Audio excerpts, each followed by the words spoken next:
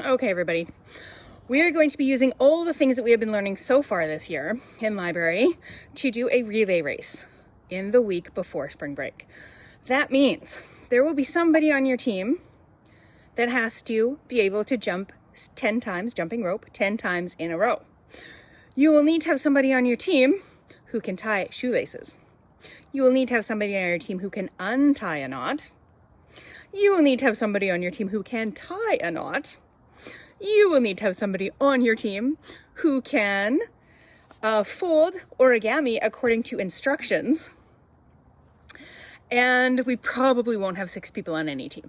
So if we do, don't worry, we will be bringing something up for that.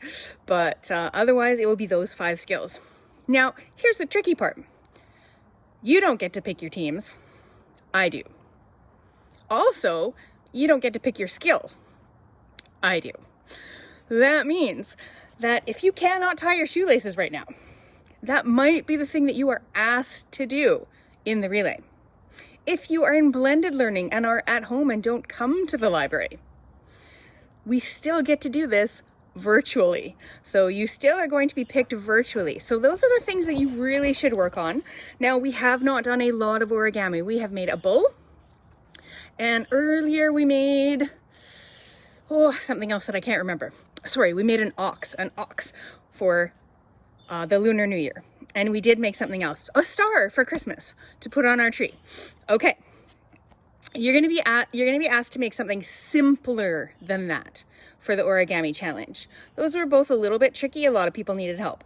You're gonna be asked to do something simpler for the origami challenge, but you will still have to follow the instructions and create the proper shape. So if you're practicing at home, remember you need a square shape of paper. And you can search a video online that will show you how to make a rectangle into a square so that you don't have to just have squares or, be close to a square. It's pretty easy to do. All right. The shoelace tying, we will be doing our wooden red shoes. If you are not wearing shoelaces, there are 6 of those, so more than enough for our teams. For the untying a knot, of course, I will have already tied the knot in it for you. For the tying the knot, it could be any of the ones we have learned. So we've learned the square knot. We have learned the slip knot, which we just did.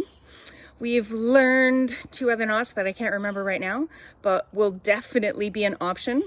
You might draw a different knot than the person who is on another team but near you is also doing at that station. Okay, so the goal is to have everyone on your team able to do any of those things because it's going to be by a random draw. I'm not just going to pick something you can't do. I might pick something that you can do and there's other things you can't do and you're just lucky I didn't pick the one you can't do. It's going to be by a random draw what you have to do at that center. All right, so let's practice up on our knot tying, on our shoelacing, on our origami skills, and on our skipping. And we're gonna have time in class to do all of those things over the next 2 weeks. And then week 3 is the day of the contest. Good luck, everybody.